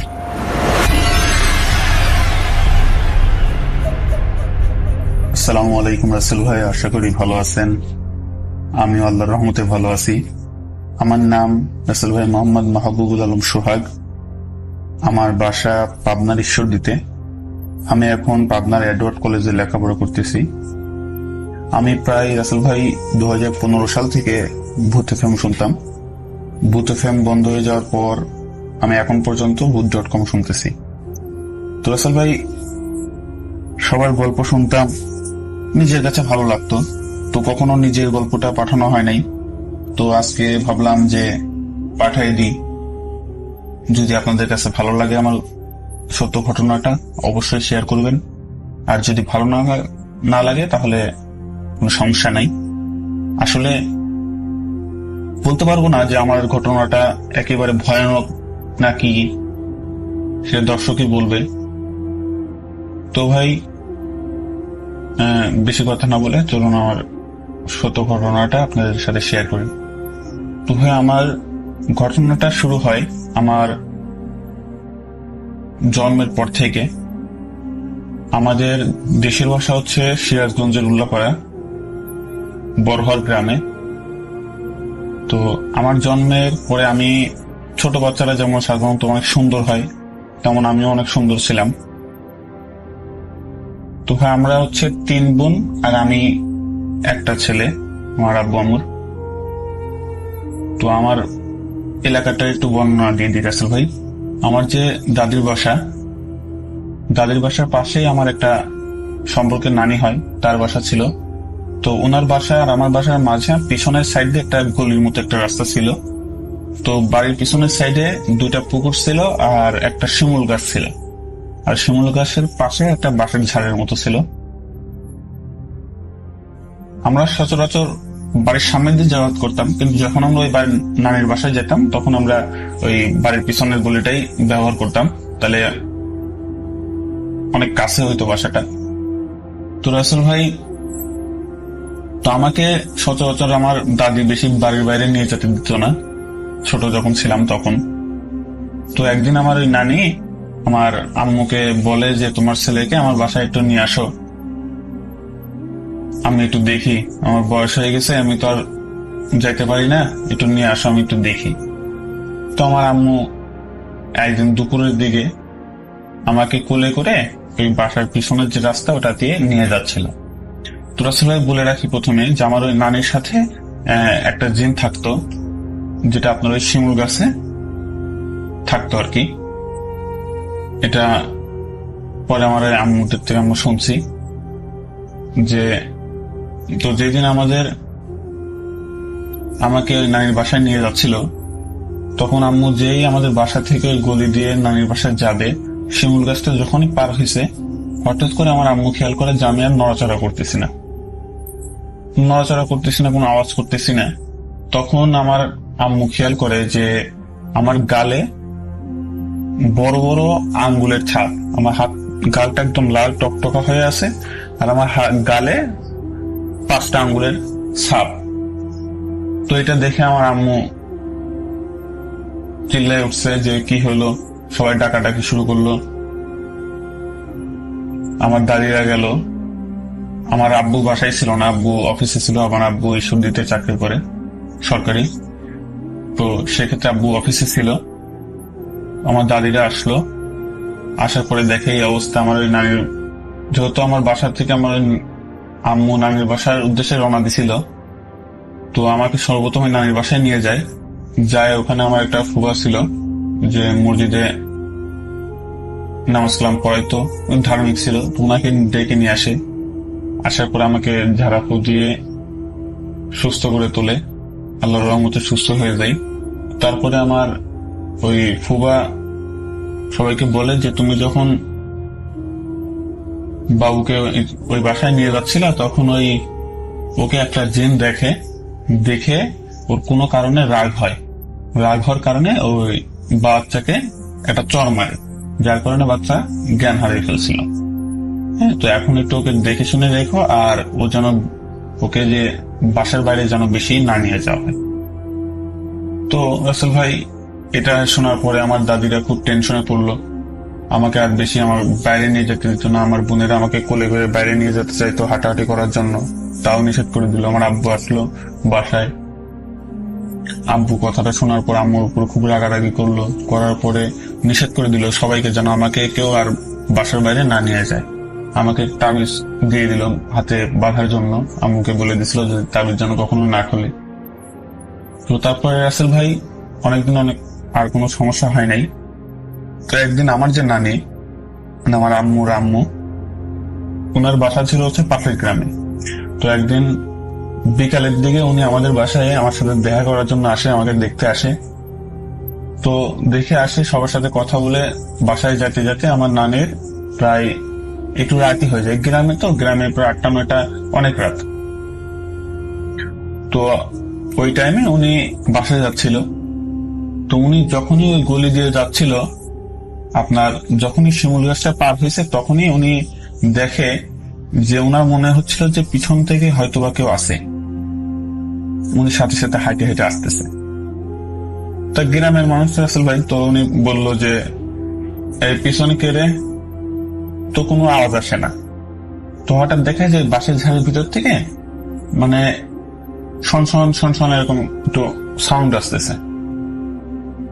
তো নানি মনে করছে হয়তো বা কোনো জীবজন্তু হবে, সাপ পোকা হবে। তো নানি আবার সামনের দিকে হাঁটা শুরু করছেন। তো যেই সামনের দিকে তাকায় হাঁটা শুরু করছে রাসেল ভাই, তখনই আমার নানির নাম ধরে পিছন থেকে ডাক দিচ্ছে একবার, বাসের ঝাড়ের মধ্যে যে একটু এদিকে আয়, শুনত ভাই ডাক দিছে। তাম্মু দাঁড়াইছে বলে কে, আর কোনো কথা বলে না। আবার যে সামনের দিকে হাঁটা শুরু করছে তখন আবার ডাকে, নাম ধরে ডাকে। তো ওই সময় রাসেল ভাই পিছনে তো থাকার আর কথা নাই। তো নানু একটু খেয়াল করছে দেখি, তখন দেখে রাসেল ভাই যে ওই বাঁশের ঝাড়ের ভিতরে দেখে একটা মানে দুটা চোখ, অনেকটা বিড়ালের চোখের মতো, কিন্তু সাধারণ বিড়ালের চেয়ে অনেক বড় বড় বড় চোখ, একদম লাল টকটকা, মানে রক্ত চোখ, বড় বড় করে নানির দিকে তাকায় আছে আর নানিকে কাছে ডাকতেছে। তো এটা দেখে নানি তো খুবই ভয় পেয়ে যায়। তো ভয় পেয়ে যাওয়ার ফলে নানি বাসায় যাওয়া ভুলে সোজাসুজি দৌড়ায় আমাদের বাসায় চলে আসে। সে আব্বুকে খুলে বলে যে এই ব্যাপার। তো আম্মু তখন আর নানিকে আর বাসায় যেতে দেয় না, যে আজকে রাত্রে তুমি আমাদের এখানে থেকে যাও। তো নানি আমাদের বাসায় সেদিন থেকে যায়। যাওয়ার পর রাসেল ভাই প্রায় অনেকদিনই এমন ছোটখাটো ঘটনা প্রায় ঘটতেই ছিল। তো এর কিছুদিন পরে রাসেল ভাই আমরা আমার দাদির বাসা থেকে আমরা পাশের গ্রামে আমার জায়গা কিনে আমার আব্বু বাসা করে আমার নানির বাসার এলাকায়, ওখানে বাড়ি করে। তো আমরা ওখানে চলে যাই। তো রাসেল ভাই ওখানে যাওয়ার কিছুদিন পরে আমার দাদি মারা যায়। তো আমার দাদি মারা যাওয়ার পরে আমার গ্রামে আমার আব্বুর মন টেকতেছিল না। তারপর আমার আব্বু যেহেতু ঈশ্বরদীতে চাকরি করত, শহরে চাকরি করত, সেই ক্ষেত্রে রাসেল ভাই যাতায়াতের একটু সমস্যা ছিল, যার কারণে আমরা পরিবার সহকারে আমরা ঈশ্বরদীতে চলে আসি। ঈশ্বরদীতে আসার পরে রাসেল ভাই আমরা যে পোস্ট অফিস কলোনি থাকে, আমার আব্বু যত রেলের চাকরি করতো, পোস্ট অফিসের চাকরি করতো ডাক বিভাগে, রেলওয়ে ডাকে। তো সেক্ষেত্রে আমরা পোস্ট অফিস যে কলোনি, রেল কলোনি, ওটাতে আমরা উঠি। এটা দোতলা বাসা ছিল কলোনির ভিতরে। তো এই কলোনিতে আমরা ওঠার পরে কিছু সমস্যার সম্মুখীন হই প্রথমে। তো আমি তখন ছোট ছিলাম, যেহেতু এগুলো আম্মুর থেকে পরে শোনা। তো একদিন আমার বড় আপার নাম হচ্ছে মুক্তি। তখন বড় আপার বয়স হচ্ছে আপনার এই 10-11 এমন হবে। তো আমার বড় আপা আমার কাপড় চোপড় নাইট দেওয়ার জন্য ছাদে গেছে। আমি প্রথমে আসলে আমি কলোনির একটু বর্ণনা দিয়ে দিই। কলোনিটা আসলে অনেক বড়, এখানে সরকারি চাকরিজীবী সবাই থাকে। আর আমরা ওখানে একটাই দোতলা বাসা ছিল, আমরা দোতলায় থাকতাম, নিচে একটা ফ্যামিলি থাকতো, আর আসলে সব একতলা বাড়ি, মানে কলোনির ভিতরে ঘেরা দেওয়া আর কি। পাশে একটা পুকুর ছিল, মানে অনেক গাছপালা দিয়ে ঘেরা রাসেল ভাই। আর আমি ছবিও পাঠিয়েছি রাসেল ভাই, দেখে নিবেন। তো তারপরে রাসেল ভাই যখন আমার আপু আমার জামা কাপড় ওই দোতলার ছাদে নাইট দিতে গেছিল, তো এই ভোর দুপুর বেলা, তখন হঠাৎ করে আপু খেয়াল করে যে ছাদের কিনারে এক সাইডে একটা প্রায় আপুর বয়সেরই এই 8-9 বছরের একটা মেয়ে দাঁড়ায় আছে, চুল ছেড়ে দিয়ে এই দাঁড়ায় আছে। তো আমার আপু ওখানে তেমন, আমার আপুর কেউ খেলার ছিল না, যেহেতু আপুর বয়স অল্প ছিল তখন বড় আপা। তো সেই ক্ষেত্রে আপা যায়, যে বলে যে তোমার নাম কি? তো দেখে মেয়েটা কোনো কথা বলে না। তো আপু ওখানে দাঁড়ায় ওনার ওই মেয়ের সাথে কথা বলতেছিল। তো অনেক সময় হয়ে যাচ্ছিল, আমার আম্মু রান্না বান্না করবে। তো সেজন্য আমার আম্মু আবার কি করছে, আমার বড় আপুকে ডাকার জন্য ছাদে চলে গেছে। ছাদে যা দেখে যে রাসেল ভাই আমার আপু ছাদের ওয়ালের উপরে দাঁড়ায় আছে, একটু হলে ধরেন ছাদে থেকে পড়ে যাবে এমন অবস্থা। রাসেল ভাই তারপরে আমার আম্মু দৌড়ায় যে আমার আপুর হাত ধরে নিচে নামায় রাসেল ভাই আমার আম্মু জিজ্ঞেস করে যে তুমি ছাদের ওখানে উঠছো কেন, আর টলে তো পড়ে যায়। তো আমার আপু জিজ্ঞেস করে যে আমি তোর উপর উঠিনি। আপু তখন মানে হুশ আসছে যে আপু কোথায় দাঁড়াইছিল, মানে রাসেল ভাই একেবারে ছাদের কিনারে, আর একটু হলে পড়ে যাবে। তো তারপর রাসেল ভাই আপু জিজ্ঞেস করলো যে তুমি ওখানে কেন গেছো? তো জিজ্ঞেস করে যে আমি ওখানে তো একটা মেয়ে দাঁড়ায় আছে, আমার সাথে কথা বলতেছিলাম। তা আম্মু বলে কই মেয়ে? পরে আপু জায়গায় দেখে যে ওখানে কোনো মেয়েই নেই। তা আম্মু বিষয়টা সেভাবে নেয় না। তা আম্মু আপুকে নিয়ে আসার পরে রাসেল ভাই, তো তারপরে কিছুদিন পর থেকে আমার প্রচন্ড জ্বর, আমারও জ্বর, আপুরও জ্বর, এত পরিমাণে জ্বর যে সারি না, মানে একেবারে না বাঁচার মতো অবস্থা। আর কিছুদিন পর পরই ধরেন আমাদের বাসায় কিছু সমস্যা হচ্ছিল, যেমন আমার আম্মু একটা জিনিস এখানে রেখে দিচ্ছে, ওই জিনিসটার ওখানে পাওয়া যাচ্ছে না, মানে এই সামনে রেখে দেয় আর পাওয়া যায় না, এমনই ঘটনা, দিন 2 দিন হচ্ছিল। তারপরে রাসেল ভাই আমরা কলোনিটা চেঞ্জ করি। আমার আব্বা শহরে একটা জায়গা কিনে ওখানে আমরা বাসা করি। এখন পর্যন্ত আমরা ওই বাসাতেই থাকি। তো রাসেল ভাই, তো এখানে এই ঘটনাটা যখন এখানে হচ্ছিল, তো আমরা চেঞ্জ করে আমাদের নতুন বাসায় চলে যাই। তো যাওয়ার পর থেকে রাসেল ভাই আর কোনো সমস্যা হয় নাই অনেকদিন প্রায়। তো আমি আস্তে আস্তে বড় হই, আমার বড় অপরও বিয়ে হয়ে যায়, আর মেজ অপরও বিয়ে হয়ে যায়। জাস্ট আমার বাসায় আমি, আমার ছোট আপু আর আম্মু থাকতাম। তো আব্বুর বেশিরভাগ রাতের সময় ডিউটি করতো, আব্বু আর ডে ডিউটি করতো না। তো রাসেল ভাই, আমি আস্তে আস্তে ক্লাস 10-এ উঠে যাই। আমার মূল ঘটনা প্রায় এখান থেকে শুরু। রাসেল ভাই, আমি যখন 10-এ উঠে যাই, তো আমার যে স্কুলটা ছিল রাসেল ভাই, ওই স্কুলটা ছিল ওই কলোনি থেকে 2 মিনিট দূরে হবে, 2 মিনিট দূরে হবে। তো রাসেল ভাই, আমি একদিন স্কুলে যাই, আমার এসএসসি পরীক্ষার আগে, মডেল টেস্ট পরীক্ষার আগে এই ঘটনা। তো আমি স্কুলে যাই, তো আমার বন্ধুরা বললো যে সবাই চলো আজকে আমরা ফুটবল খেলবো। তো রাসেল ভাই, ফুটবল খেলবে, তো আমরা সব বন্ধুরা মিলে মাঠে গেলাম। মাঠটা ছিল হচ্ছে রাসেল ভাই, মাঠটার নাম ছিল স্টেডিয়াম মাঠ। স্টেডিয়াম মাঠের পাশেই ছিল এই কলোনিটা রাসেল ভাই, আমরা যে প্রথমে থাকতাম ওই কলোনিটা রাসেল ভাই। তো রাসেল ভাই, আমরা ওখানে খেলতে গেলাম। তো বন্ধুরা খেলার পরে, তো সেদিন আবার একটু বৃষ্টি হচ্ছিল রাসেল ভাই, সেজন্য আমরা ফুটবল খেলার প্রোগ্রামটা করছিলাম। তো বৃষ্টি হওয়ার ফলে খেলার পরে আমাদের সবার গায়ে মোটামুটি কাদা লেগে গেছিল। তো আমরা ভাবলাম, প্রথমে বলছিলাম রাসেল ভাই, ওই কলোনিতে একটা পুকুর ছিল। তো আমরা সব বন্ধুরা বললাম যে ঠিক আছে, আমরা ওই পুকুরে খেলার পরে গোসল করে তারপর সবাই বাসায় যাবো। তো রাসেল ভাই, আমি বললাম ঠিক আছে চলো সবাই যাই। তো সবাই গেলাম। যাওয়ার পরে রাসেল ভাই, আমরা সব বন্ধু বান্ধব ওই কলোনির ভিতরে ঢুকলাম। ঢুকে সব বন্ধুরা তো পুকুরে নেমে গেছে আগেই। তো আমি কলোনির ভিতরে ঢোকার পর থেকে রাসেল ভাই, একদম ঢোকার পর থেকে আমার মানে মনে হচ্ছিল, আমার একটু অন্যরকম লাগতেছিল রাসেল ভাই, যে আমার ঘাড় এত ভার হয়ে আছে, মনে হচ্ছে ঘাড়ের উপর 3-4 জন বসে আছে রাসেল ভাই। এত পরিমাণে শরীর খারাপ হতে লাগতেছিল, মানে আমি আর দাঁড়ায় থাকতে পারতেছিলাম না।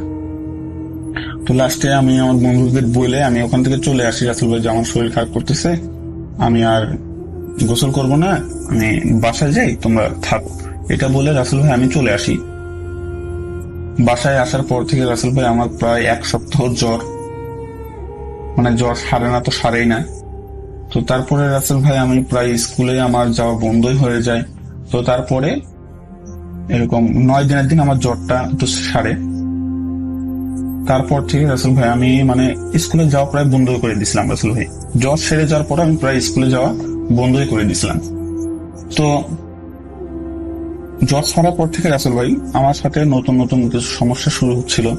যেমন আমি যখন বাসার ভিতর থাকতাম অকারণেই আমি রেগে যেতাম। মানে আমার বাসায় এত সমস্যা শুরু হলো রাসেল ভাই, যা বলা যাবে না। যে আমার আব্বু আম্মুর সাথে রাগারাগি, এই ছোট ছোট কথাই রাগারাগি মারামারি পর্যায়ে চলে যেত। আমি যখনই রাসেল ভাই বাসার বাইরে থাকতাম তখন সবকিছু ঠিক, যখনই আমি বাসায় ঢুকবো রাসেল ভাই তখনই মানে কি হয়ে যায় রাসেল ভাই, যে মারামারি পর্যায়ে চলে যায় রাসেল ভাই। তো এই কারণে আমি স্কুলেও যাই না, আবার বাসার বাইরে থাকলে ঠিক ভালো থাকি, আবার ভিতরে ঢুকলেই আপনার ধরেন ঝামেলা শুরু হয়ে যায়। তো সেই জন্য বাসার আব্বুর যারা বন্ধু বান্ধব ছিল মহল্লায়, তারা আব্বুকে বলছিল যে হয়তো বা সোহাগের কোনো সমস্যা আছে, তোমরা একটু ডাক্তারের কাছে দেখাও বা একটা হুজুরে দেখাও।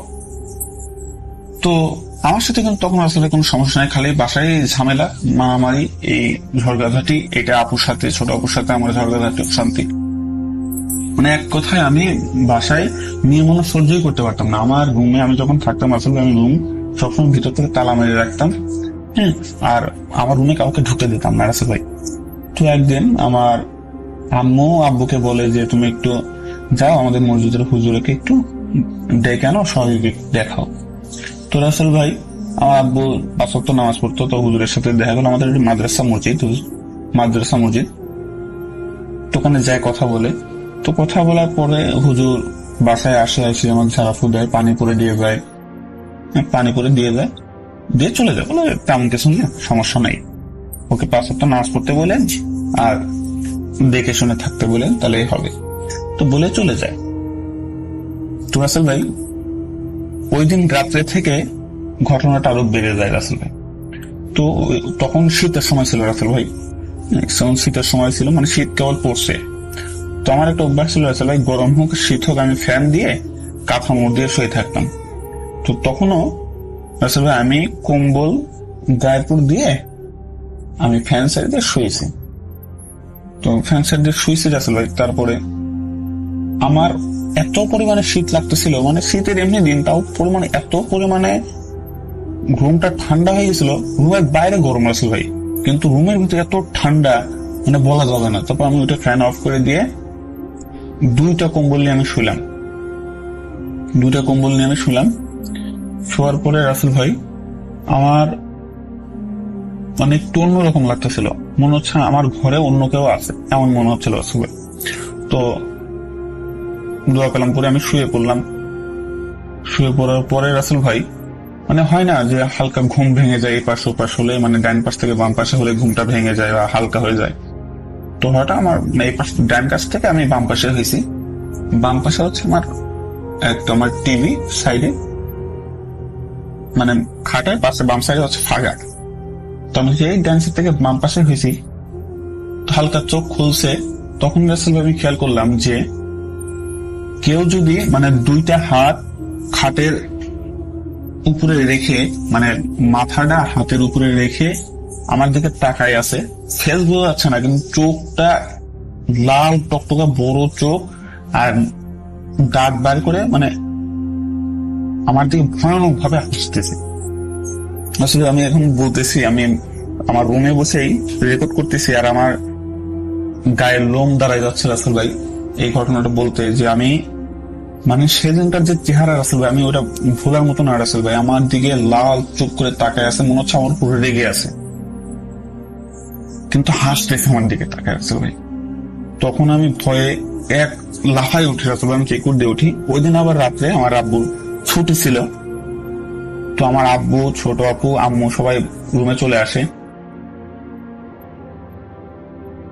আমার রুমে আসার পর থেকে আমার আব্বু চেক করে কি কেউ আছে নাকি, কি হয়েছে। বলি আব্বু এই ব্যাপার, আমি তো ঘামতেছি আসলে, খুব প্রচুর পরিমাণে ঘামতেছি।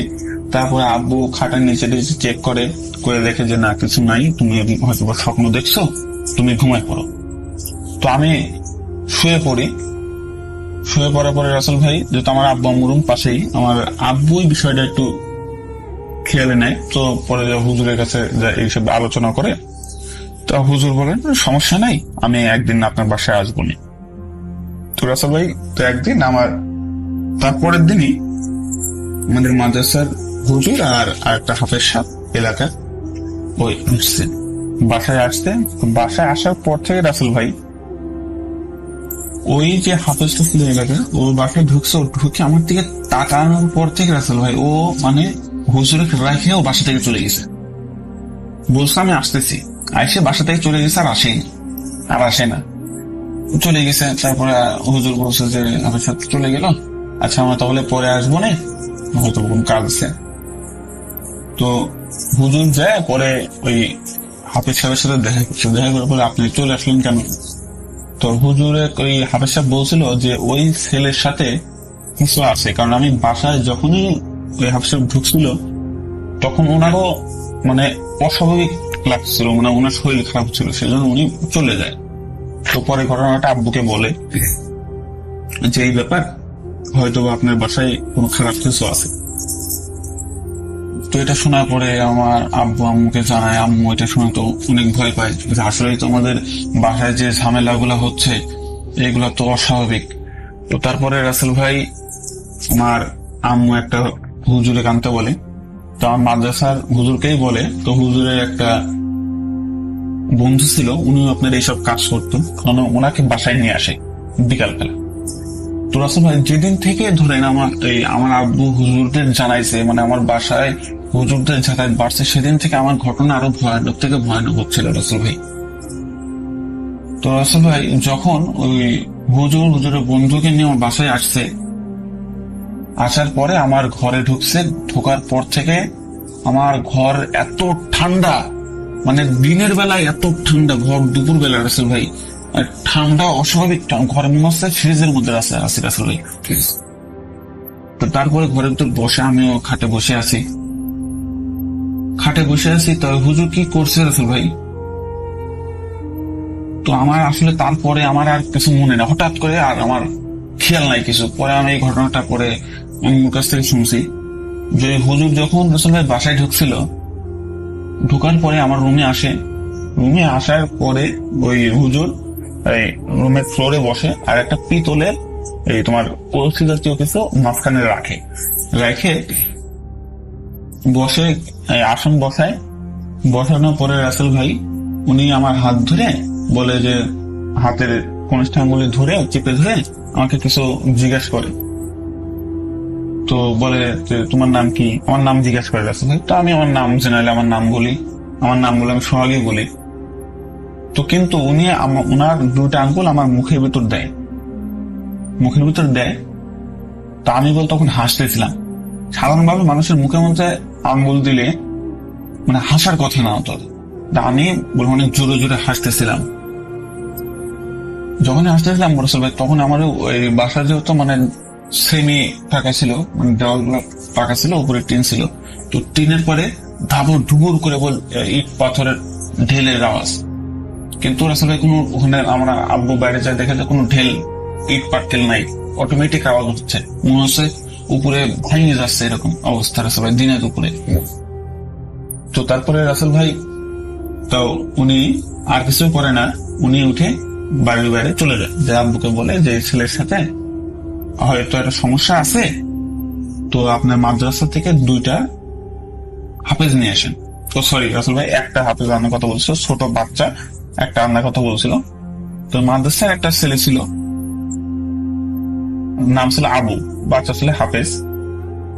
তো ওকে নিয়ে আসে, যেহেতু মাদ্রাসার হুজুরও ছিল, তো ওকে নিয়ে আসে রাসেল ভাই। আনার পরে ওই দিনই আবার আসেন বসার পরে বিকালের দিকে, তো ওই আবুর চারাতে সরিষার তেল দিয়ে ওকে দেখতে বলে যে দেখো তো কিছু দেখতে পারো নাকি। তো তখন আমি নর্মাল রাসেল ভাই, তখন মুখ দেখতে বলে। তখন দেখার পরে রাসেল ভাই ওই আবুরা পাশের রুমে যায়, কথা বলতে থাকে। তো আবার আমার রুমে এসে জিজ্ঞাসা করে যে তোমার কেমন লাগে, তোমার কি মনে হয় যে তোমার আশেপাশে কেউ আছে? আমি বলি যে হ্যাঁ, আমার মনে হয় যে আমার আশেপাশে কেউ থাকে, এরকম আমি বলি।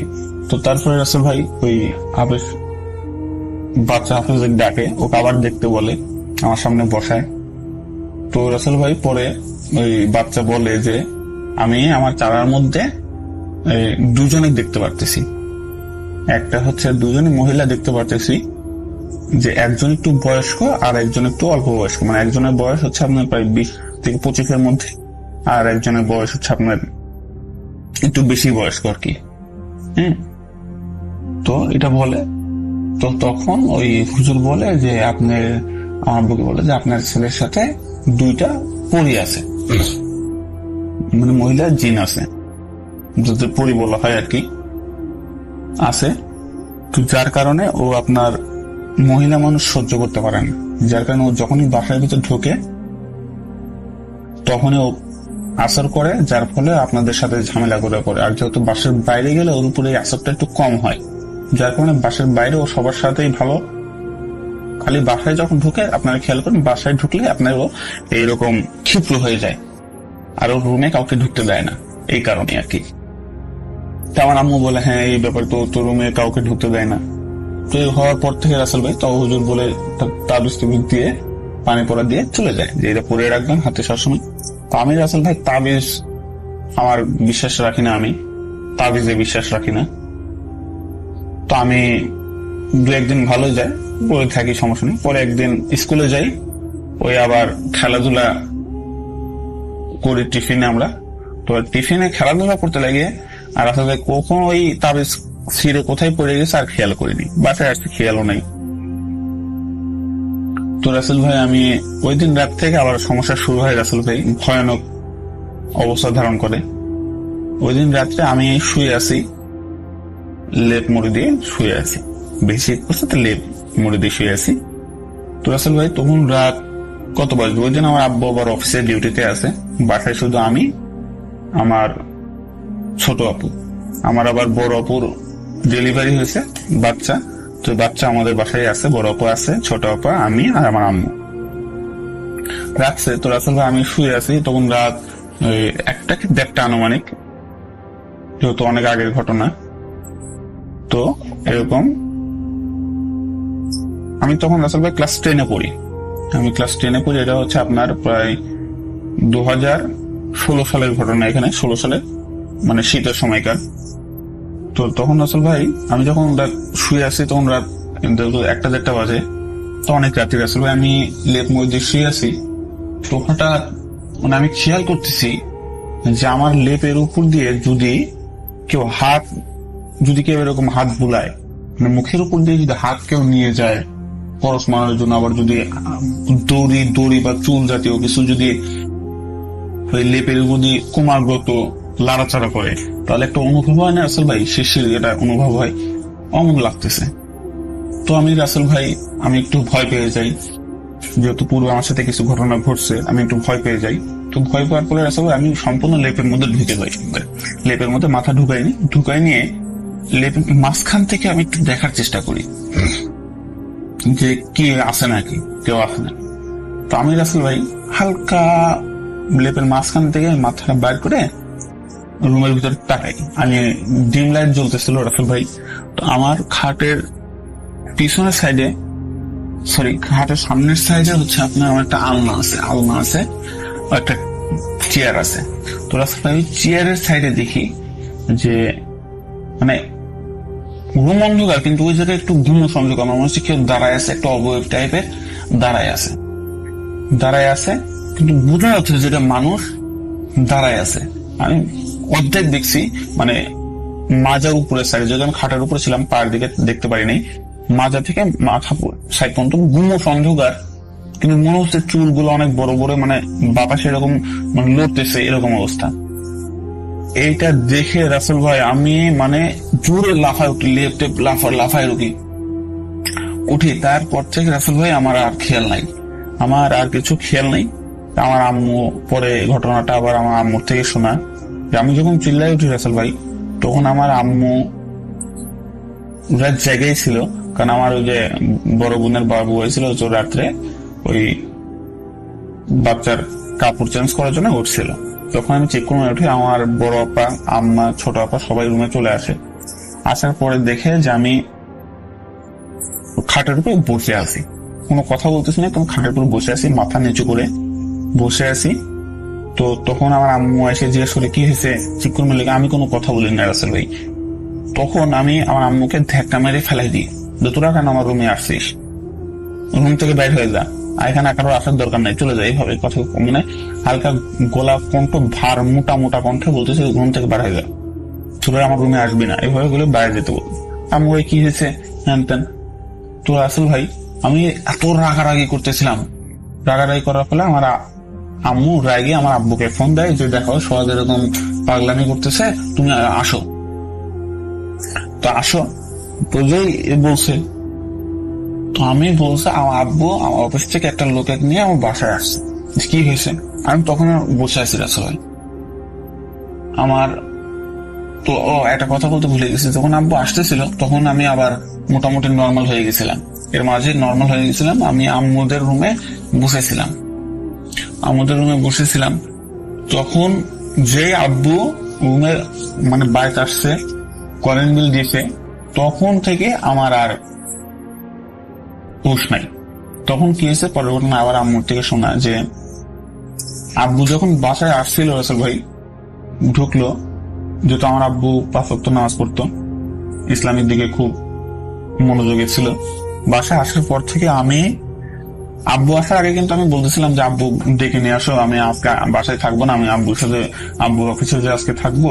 কিন্তু যখনই আব্বু আসতেছিল আমি মানে না ওকে আসছে, হ্যাঁ ও কেন আসছে, আমি কোথাও যাবো না, আমি বাসায় থাকবো, আমার কোনো সমস্যা নেই, আব্বুকে চলে যেতে বলো, আমি কোথাও যাবো না, এভাবে বলতেছিলাম। আব্বু বললো চলো যাই, আজকে আমার সাথে অফিসে থাকো, ভালো লাগবে নি। তো আব্বুর সাথে যে আঙ্কেলটা আসছিল উনি বললো যে চলো যাই আমাদের সাথে আজকে একটু বসে গল্প করো। তো আমাকে নিয়ে যাবে, কিন্তু আমি যাচ্ছি না রাসেল ভাই। তো আমি তখনই বলে অনেক ক্ষিপ্র হয়ে উঠি, যেহেতু আমার আপুর বাচ্চা ছিল, তা আপু বাচ্চাটাকে নিয়ে অন্য রুমে চলে যায়। যাওয়ার পরে আমি ওই রুমে রাসেল ভাই জাজিম ছিল, জাজিম বলতে তোষক, মোটা তোষক, ওইটা আমি আমার বাম হাত দিয়ে বলে মাঝখান থেকে টান দিয়ে, মানে নখের মধ্যে টান দিয়ে আঁচড় মারে ছিঁড়ে ফেলি রাসেল ভাই জাজিমটা। তখন আমার চোখ মুখ গুলো অনেক রক্ত লাল হয়েছিল, আর আমার কণ্ঠস্বর চেঞ্জ হয়ে গেছিল রাসেল ভাই। তো এটা দেখে আমার আব্বু আমাকে চাপে ধরে যে কি হয়েছে, সবাই অস্বাভাবিক ভাবে তাকাই আছে যে আমার এক হাতে বাম হাতের আঁচড়ে জাজিম মাঝখান থেকে ছিঁড়ে গেছে রাসেল ভাই একেবারে। এই অবস্থা। তারপরে রাসেল ভাই নিয়ে যায়, আমাকে অন্য ঘরে টাইনে নিয়ে যেতে চাই, কিন্তু আমি যাই না। সবাই ধাক্কি করে মানে ফাইলে দিয়ে আমার আব্বুরও পায়ে কেটে যায়। তো তারপরে আমার আব্বু দোয়া কালাম পরে বলে আমার ফু দেয়, আয়াতুল কুরসি বলে ফু দেয়, অনেক দোয়া কালাম করে ফু দেয়। তারপরে বলে আমি একটু নর্মাল হই, তারপরে আমি একটু স্বাভাবিক হই রাসেল ভাই। তারপরে আমি মানে ঘুমাই যাই, অটোমেটিক আমি ঘুমাই যাই। পরের দিন সকালে আমার ঘুম ভাঙে, কিন্তু 11টা-12টা বেজে গেছে ঘুম ভাঙে, কিন্তু তারপর আমার শরীর এত ব্যথা করতেছিল রাসেল ভাই, মানে শরীর মনে হচ্ছিল আমার কেউ মারছে, এমন অবস্থা। তারপরে এরকমই সমস্যা তো প্রায় হচ্ছিল।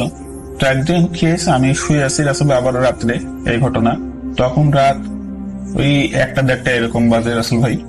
তো আমার বড় বোন আমার ওই ভাই নেই আপনার খাওয়ানোর জন্য উঠছে, দুধ খাওয়ানোর জন্য উঠছে, ঘুম থেকে উঠছে। তো বাচ্চারা রাত্রে জেগে থাকে, উঠছে, আমার আম্মুরা উঠছে। তো আমার আপু দেখে যে আমার রুমের ভিতর থেকে এক ধরনের আলো দরজায় নিচ দিয়ে দেখা যাচ্ছে। তো আমি যেহেতু ঘরের লাইট অফ করে শুইতাম রাসেল ভাই, তখন আমি আমার আপু দেখতে আসে যে কিসের আলো, যাই দেখি। তো রাসেল ভাই আমার আপু যখন আমার রুমের দরজার ওখানে আসে, দেখে দরজা খোলা। তো আমার আপু দরজাটা ভিড়া দিয়ে খুলে রুমের ভিতরে তাকায়। তো রাসেল ভাই আমার আপু যেটা দেখে, সবাই আমি কথাটা বলতেছি, আমার হাতের লোম খাড়া হয়ে যাচ্ছে রাসেল ভাই। আমার আপু ঢুকে যেটা দেখে রাসেল ভাই, যে আমার বালিশের সাইডে মানে একটা মেয়ে, আপুর বয়সী হবে, একটা মেয়ে দাঁড়ায় আছে, আমার দিকে তাকায় আছে, খুব রাগী চোখে তাকায় আছে। আর আবার আপু ওই সাইডে তাকাইছে, দেখো ওই সাইডে একটা মহিলা আমার দিকে রাগী চোখে তাকাচ্ছে, মানে ঘরের মধ্যে দুইজন আমার দিকে তাকায় আছে খাটের দুই পাশে। এটা দেখে আমার আপু জোরে চিৎকার মারার ফলে মানে আমার আম্মুরা চলে আসে। আবার চিৎকার মারার ফলে পাশের বাসার লোকজন চলে আসে যে কি হয়েছে। আসে দেখে যে এই অবস্থা, আমি ঘুমিয়ে আছি, চিৎকার করতেছে, তাও আমি ঘুমাইছি, আমি উঠি না। পরে এসে আমার সব ধাক্কা দেখি করতেছে, তা আমি উঠি না। অনেকক্ষণ পরে আমার মুখ পানি টানি মারার পরে আমি ঘুম থেকে উঠছি রাসেল ভাই। পরে উঠে আমি জিজ্ঞেস করি কি হয়েছে, হ্যাঁ তো তোমাকে এত ডাকাডাকি করতেছি আমরা, তুমি ওঠো না কেন? বলতো আমার তো মনে হচ্ছিল আমি একটা স্বপ্ন দেখতেছি, যে আমি একটা মেঘের উপর দিয়ে ভাসতেছি, এমন মনে হচ্ছিল রাসেল ভাই। এটা আমি বলি, তারপরে বলে যে না সমস্যা তো আছে। সকালে আমার মাদ্রাসার হুজুরে আমার আব্বু বাসায় নিয়ে আসে বলে যে দেখেন এই সমস্যা হচ্ছে। তো হুজুর আবার ওই মাদ্রাসায় চলে যায় মাদ্রাসায় ওনার সাথে জিন ছিল, জিন চালান করে দেখে, যে জিজ্ঞেস করে যে সমস্যা কি, আমি আপনাদের কালকে জানাবো। তো আমার আব্বুরা পরের দিন নামাজে যায়, ফজরের নামাজের পরে হুজুর জিজ্ঞেস করে হুজুর কি হয়েছে। তো হুজুর যেমন বলে আর কি, যে আমি খোঁজ নিছি যে সোহাগের সাথে এরকম 2টা পরীর মতো আছে মহিলার জিন, তারা কোনো কারণবশত সোহাগের উপর একটু রেগে আছে,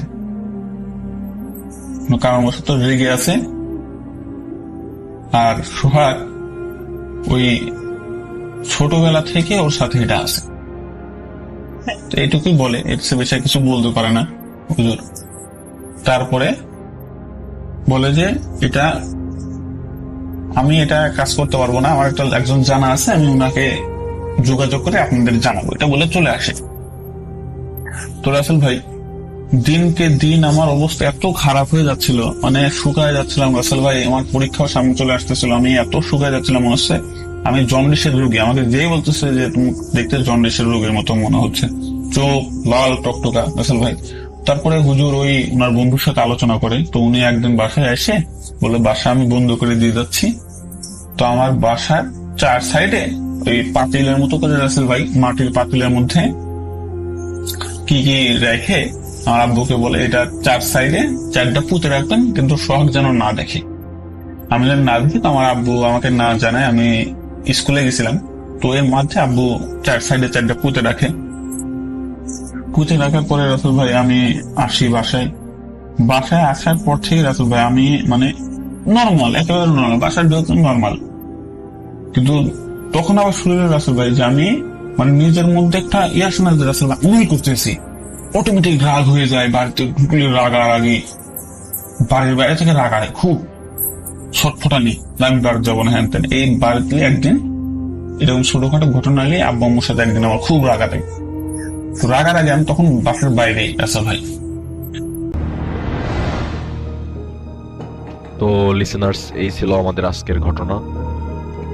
তো আশা করি ঘটনাটি আপনাদের অবশ্যই খুব ভালো লাগবে, এবং ঘটনাটি ভালো লাগলে আমাদের চ্যানেলটিকে সাবস্ক্রাইব করতে ভুলে যাবেন না, এবং কমেন্ট করে অবশ্যই জানিয়ে দিন যে ঘটনাটি আপনাদের কেমন লেগেছে। এবং এরকম নতুন নতুন ঘটনা রাসেল ভাইয়ের তারাস কণ্ঠে শুনতে হলে আমাদের চ্যানেলটি এখনই সাবস্ক্রাইব করুন। আমরা সবসময় চেষ্টা করি যে আপনাদের কাছে সবার আগে রাসেল ভাইয়ের তারাস কণ্ঠে এ ধরনের নতুন নতুন ঘটনাগুলো পৌঁছে দিতে। আমাদের সাথে থাকুন, ভালো থাকবেন, সুস্থ থাকবেন। আল্লাহ হাফেজ।